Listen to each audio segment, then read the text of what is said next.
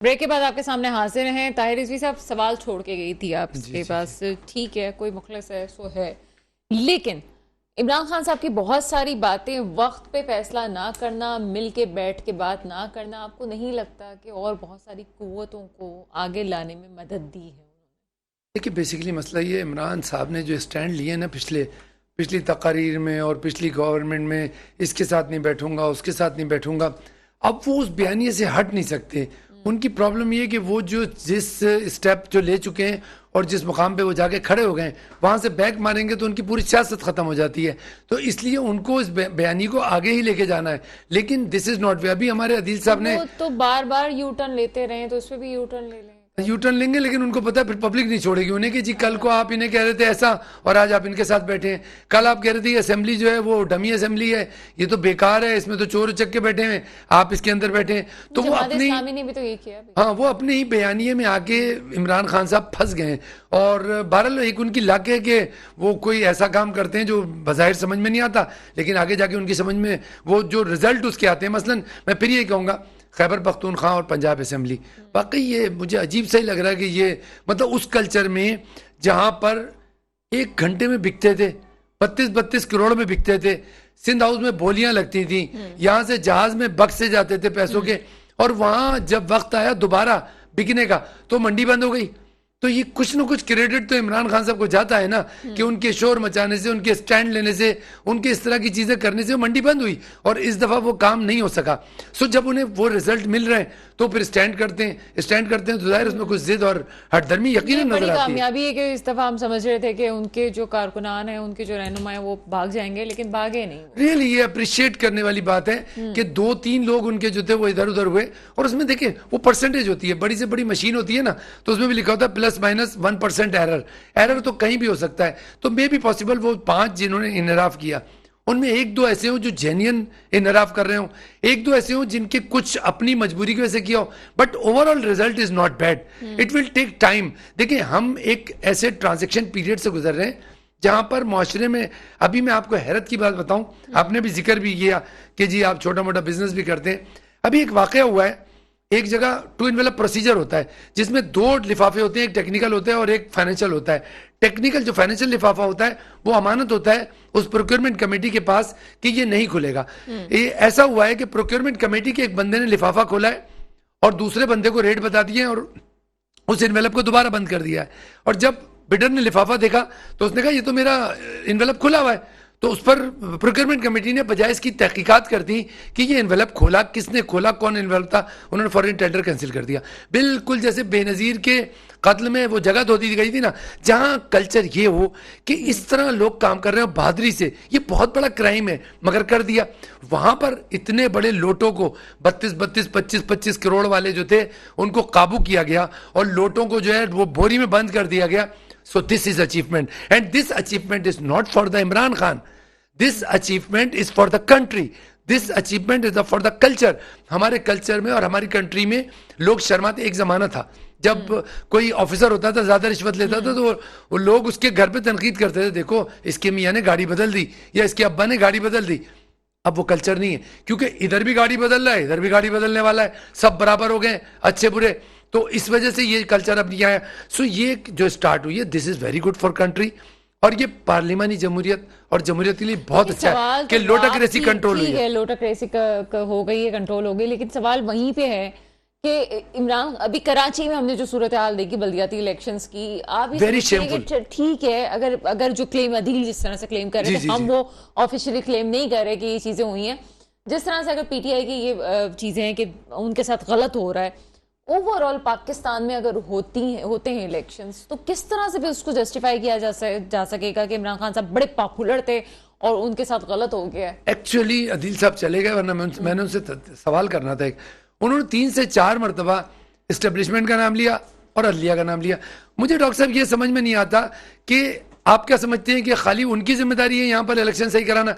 मैं एक बात कहूँगा वेरी क्लियर कि इसमें जहाँ थोड़ी बहुत बिल्कुल हुई है, धांधली हुई है, मुझे खुद लोगों ने बताया कि जी हमने ठप्पे लगवाए और ऊपर से फोन आया और फिर ये हुआ और फिर वो हुआ, एसएसपी को पहले कह दिया गया था ये होगा, एसपी को, डीएसपी, इस तरह की मैंने बातें खुद सुनी है ऑफिसर्स के कानों से, मेरे पास विटनेस आई हैं। लेकिन उसके साथ साथ मैं एक बात बता दूं अदील साहब को भी, खान साहब को भी, और स्पेशली जैदी साहब को मैं बताऊं, मैं अपने जो MNA जो है हमारे जो सिंध के सदर है, तो बात ये कि इनकी अपनी भी कमजोरी थी, इन्होंने इलेक्शन का वर्क नहीं करते कि पहले जब इलेक्शन हुए ना, इससे पहले जो इलेक्शन हुए थे उसमें तहरीक इंसाफ तैयारी कर रही थी, उसके बाद इलेक्शन पोस्टपोन हो गए। जब इलेक्शन पोस्टपोन हुए तो उसके बाद तहरीक इंसाफ की जो अपनी एक जिलाई या एक लोकल जो इनकी बॉडी थी, अली जैदी उसके सदर है ना गालिबन सिंध के, तो उन्होंने उस तरह काम नहीं किया। हुआ क्या, जब इन्हें 2 असेंबलियों की कामयाबी मिली ना, ये एक फैक्ट है कि जब हमें कामयाबी मिलती है, ओवर कॉन्फिडेंस हो जाते हैं, फिर हम वो जो एक अचीवमेंट होता है ना, हम उसको छोड़ देते हैं, यार छोटा सा बल्दियाती में हम क्यों जाएं। लेकिन एक बात ये ध्यान में रखनी चाहिए, तो सर ये पॉलिसी रही है कि वो ओवर कॉन्फिडेंट हमेशा रहे। इमरान खान साहब तो यही नहीं समझते थे कि उनकी हुकूमत चली जाएगी। इस केस में ना इन्होंने थोड़ा सा लूजिंग भी की है। लूजिंग ये कि इनकी वो जज्बा नहीं था, वो इनकी करेज नहीं थी इलेक्शन लड़ने वाली। जिस तरीके से इलेक्शन लड़ा जाता है तो कुछ धांधली तो हुई है, इसमें कोई शक नहीं। मतलब इलेक्शन कमीशन की क्रेडिबिलिटी तो बिल्कुल खत्म हो गई है, अफसोसनाक बात है। और यहां मैं पीपल्स पार्टी को भी एक मशवरा दूंगा, देखिए जब एमक्यूएम ठप्पे लगाती थी, आज कहां है एमक्यूएम? आप एक अच्छी जमात, आप शौदा की जमात, जहां जुल्फकार अली भुट्टो जैसा हो, जहां पर बेनजीर भुट्टो जैसे हो, जहां पर मतलब इतने बड़ी बड़ी शख्सियत पीपल्स पार्टी की हो, इनको तो खुद मना करना चाहिए था। देखो ठप्पा मत लगाना, हमें आगे एमपीए के इलेक्शन में जाना है, प्रोविंशियल असेंबली के, और हमें जाना है नेशनल असेंबली में। हम अपनी रेपुटेशन चाहते हैं, हम चाहते हैं कि हमारी पार्टी की ऊपर क्या है, बल्दियाती इंतखाबात, यानी वो पार्टी जिसका वजीर खारजा है, वो पार्टी जिसका स्पीकर कौमी असेंबली है, उसको एक मेयर के लिए इतनी बेईमानी करनी चाहिए। यानी कि मतलब ऐसी चीज की है कि मैं समझता हूं कि शायद पीपल्स पार्टी ने अपने ग्रेट अपनी जो उसकी रेपुटेशन है, जो उसका नाम है, जिस तरह वो पार्टी उस तरह का काम नहीं किया उन्होंने। बहुत अफसोसनाक काम किया जमात इस्लामी का और इनका कि जी पीपल्स पार्टी और जमात इस्लामी ने मिलके किया है। जी आपको लगता है कैसा हो सकता है? देखिए, we can not compare Jamaat Islami with the Peoples Party. Jamaat Islami एक काबिल एहतराम जमात है, मैं उसका बहुत एहतराम करता हूं, but you can not compare. Jamaat Islami को कह सकते हैं कि वो बल्दियाती इलेक्शन के लिए जान मारे। उनका एक जो जुमला था वो समझने वाला था, वो उन्होंने कहा कि जी जब रिकाउंटिंग हो रही थी तो रिकाउंटिंग में हमें सीटें मिलनी थी। अच्छा, एक इलाका है ऐसा, एक यूसी जिसमें रिकाउंटिंग हुई तो जमात इस्लामी पीछे रह गई और इनकी पार्टी आ गई। जब ये सूरत हाल हुई तो ये कहना चाह रहे थे कि फिर दोनों एक साथ हो। हाँ बिल्कुल, देखें सियासी जमातें जो हैं वो उसमें कोई चीज़ ऐसी नहीं होती कि वो लकीर खींच देते हैं कि यहाँ से आगे नहीं जाना। जमात इस्लामी ने देखा कि भाई मेरी 5 या 2 यूसीज बढ़ रही है तो उसने पीपल्स पार्टी के साथ हाथ मिला लिया। बट आप एक चीज़ मेरे नुक्ते को समझने की कोशिश करें कि एक 5000 गज का प्लॉट है, एक 500 गज का प्लॉट है। मैं ऑलरेडी 5000 गज के प्लॉट पे बैठा हूं, और जो आदमी जिसके पास बिल्कुल प्लॉट नहीं है वो सोच रहा है मैं 500 का ले लूं, 5000 तो वो ले नहीं सकता।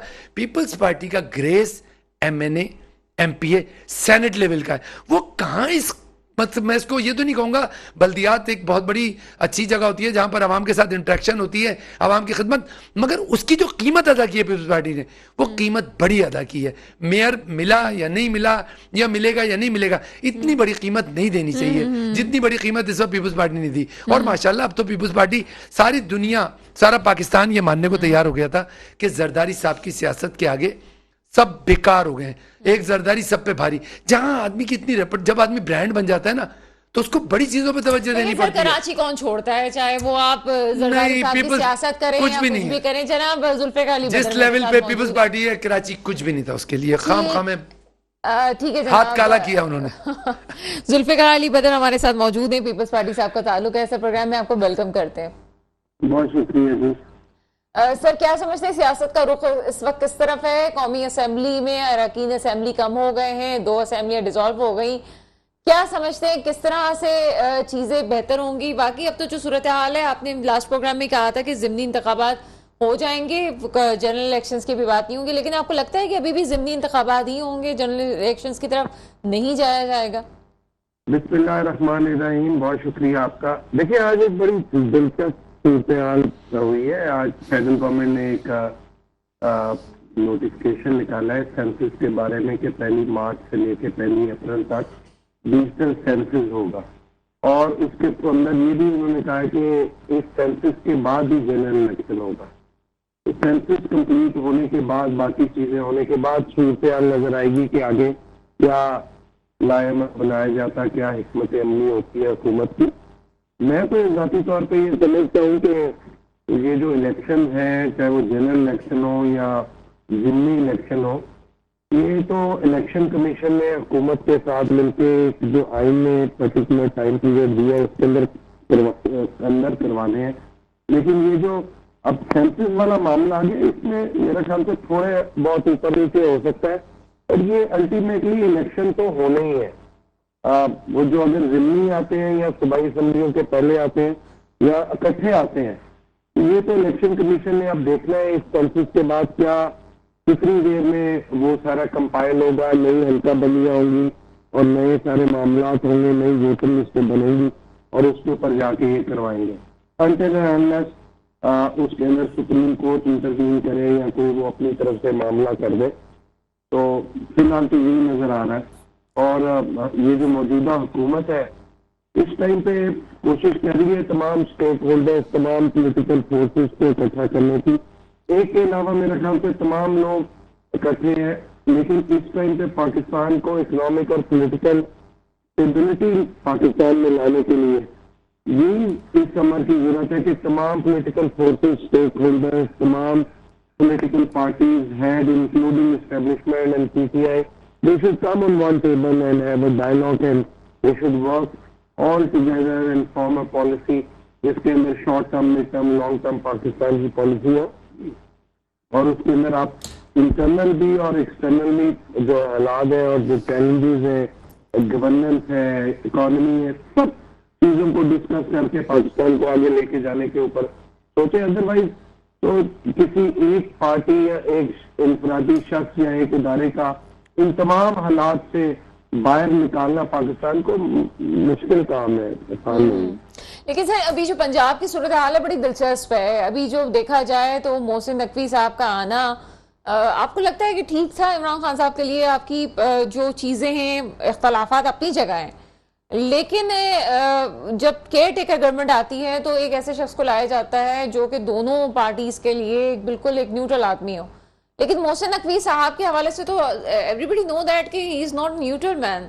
तो आप कैसे कह सकते हैं कि आप समझते हैं कि ठीक है जनाब वो सही तरह संभाल लेंगे? देखिए, मैं ये समझता हूँ कि जो गिवन नेम थे, जो गिवन नाम थे, उनके अंदर से जो बेस्ट चॉइस थी वो मोहसिन नकवी की नजर आई, और इलेक्शन कमीशन ने सिलेक्ट किया। इसमें आपका मेरा कोई रोल था ही नहीं, हमसे ना किसी ने पूछना था। इमरान खान साहब को चाहिए था कोई न्यूट्रल लोग दे देते, कोई बेहतर नाम दे देते ताकि उनके नामों के ऊपर भी कंसीडर होता। अब खान साहब और उनके इर्द गिर्द फिर सबसे बड़ी आप हमाकत चेक करें कि आप अपना घर इस्टेब्लिश करें, आप उसको बनाएं, फिर आप उसको डिमोलिश करके चीज नहीं बना, मैं दोबारा खड़ा करूंगा, फिर मैं घर के अंदर रहूंगा। आपके पास दो हुकूमतें हैं, आपके पास दो असम्बलियां हैं, आपके पास इतनी पावर है, आधे से ज्यादा पाकिस्तान के अंदर आप सूबाई हुकूमतों में बैठे हुए, आपने अपने पांव पे कुल्हाड़ा मारा, आपने दो सूबाई हुकूमतें डिसॉल्व करके, अपनी हुकूमतों को खत्म करके, अपनी पावर खत्म करके जीरो पे आके, ये तो बिल्कुल इंसेन चीज थी और पॉलिटिकली इमेच्योरिटी थी कि आप इस किस्म का फैसला करते हैं। ये तो मैं नहीं समझता कोई समझदार कैसे आदमी करे। अच्छा सर, इस वक्त जो फेडरल ने फैसला किया है, चले इमरान खान साहब की तो मेजोरिटी पे सवाल उठता ही रहता है, जो अभी फेडरल ने फैसला किया है इनके लोगों को आउट करने का, ठीक है आप समझते हैं? देखिए, इसके अंदर ये तो पीटीआई वाले पहले दिन से कह रहे थे कि जी हमारे इस्तीफे मंजूर करें, मंजूर करें, मंजूर करें। तो स्पीकर की स्वाबदीद होती है, प्रोगेटिव ऑफ द स्पीकर है कि वो किसी को बुला के करे, इन पर्सन बुला के करे या उसका इस्तीफा जो आया हुआ उसको कर दे। अब स्पीकर साहब ने उसको पार्ट के अंदर इस्तीफा कर दिया, ये स्पीकर का प्रोगेटिव था। इसके अंदर फिर मैं वही बात करूंगा, आपका मेरा रोल नहीं था इसके अंदर। ना सुप्रीम कोर्ट कुछ कर सकती है, ना कोई और कुछ कर सकता है। और आज जो लोग कह रहे हैं कि जी हमने इस्तीफा नहीं देना, उनको पहली सूरत में इस्तीफा देना ही नहीं चाहिए था। सही सही, उन्होंने क्यों इस्तीफा दिया? देखे ना, ये भी एक फिर वही बात आ जाती है पॉलिटिकल मेच्योरिटी की। तो अगर आपने नहीं देना था, कुछ पीटीआई के ऐसे लोग भी हैं जिन्होंने इस्तीफा नहीं दिया हुआ। सर आखिरी आपसे कमेंट लूंगी, कराची की जो अभी बल्दियाती इलेक्शंस हुए हैं उस पर एक कमेंट कर दीजिएगा। देखिए, पाकिस्तान पीपल्स पार्टी ने पहले से बेहतर परफॉर्म किया है और वहाँ पे जो पिछले कुछ हफ्ते के अंदर उन्होंने ट्रांसपोर्ट का, कुछ सड़कों का और जो नालों को सफाई की और जो चीजें की, उसको मैं समझता हूँ कि कराची की अवाम ने जो बेहतर एक चॉइस थी उसके अंदर पाकिस्तान पीपल्स पार्टी को भी प्रायोरिटाइज किया और वोट दिया। इसमें पीपल्स पार्टी ने खातिर खास सीटें ली और उभर के बाहर आई है और इसे अगर बेहतर परफॉर्म कर सकते थे और इतनी कैपेसिटी भी थी कि बेहतर हालात हो सकते थे, पीपल्स पार्टी ज्यादा निश्चित से भी जीत सकती थी। लेकिन मैं समझता हूँ जितना भी जीता अच्छा जीता और आइंदा मिलके सब स्टेक होल्डर्स के साथ बैठ के कराची के लोगों को मजीद फैसिलिटेट करें, मजीद बेहतरी करें। इंशाल्लाह सर, इंशाल्लाह कराची है तो पाकिस्तान की बेहतरी, कराची की स्टेबिलिटी में दिल है, मुल्क का दिल है, हमारे लिए तो हर चीज है। कराची अच्छा होगा तो हमें खुशी होगी। बहुत शुक्रिया सर, आप हमारे साथ मौजूद है। ताहिर रिजवी साहब, लास्ट कमेंट आपसे लेंगे। देखिए, बात उनकी बिल्कुल सही है कि मतलब, लेकिन उन्होंने इस पे कोई तबसरा नहीं किया कि कराची के इलेक्शंस में जिस तरीके से मतलब जो तरीक़ाकार इस्तेमाल किया गया, धांधली, और ये क्या आगे जाके इलेक्शंस में इसी तरह पीपल्स पार्टी की यही पॉलिसी रहेगी?